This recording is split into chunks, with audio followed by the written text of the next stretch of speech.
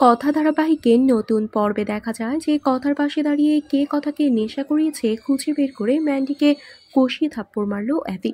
বিস্তারিত জানতে সাথেই থাকো। কথা আজ যে আচরণ করেছে সেটা দেখে গুহবাড়ির সবাই অবাক। প্রতিবার দোলে দাদু অনেককে নেমন্ত্রণ করেন, এমনকি দোল নিয়ে গুহবাড়ির একটা খ্যাতিও আছে।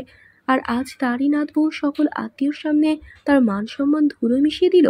তাই দাদু সিদ্ধান্ত নিয়েছে এর একটা শাস্তি হওয়া উচিত। আর দাদুকে আরও যোগদান দিচ্ছে ম্যান্ডি ও মেজো কাকি চিত্রা। তাই আজ কথাকে বাড়ির সকলের সামনে জবাবদিহি করতে দাদু ডেকেছে। কিন্তু অ্যাবির মাথায় ঘুরছে অন্য চিন্তা। নিশ্চয়ই কথাকে কেউ কিছু খাইয়েছে, না হলে কথা এমন করার মেয়ে নয়। আর সেজন্য দাদু কথাকে শাস্তি দেওয়ার আগেই পেছন থেকে খেলা আসল কালপিটকে খুঁজে বের করলো অ্যাবি। আর বাড়ির সকলের সামনে ম্যান্ডিকে থাপ্পড় দিয়ে জানিয়ে দিল, তোর সাহস হলো কি করে আমার স্ত্রীকে নেশা করিয়ে সকলের সামনে ওকে ছোট করার। অ্যাবির মুখে এমন কথাগুলো শুনে তো রীতিমতো অবাক বাড়ির সবাই। তো বন্ধুরা, কি হবে এবার? এক্ষুনি একটি লাইক দিয়ে এবং কমেন্ট করে জানিয়ে দাও তোমাদের মতামত। ধন্যবাদ।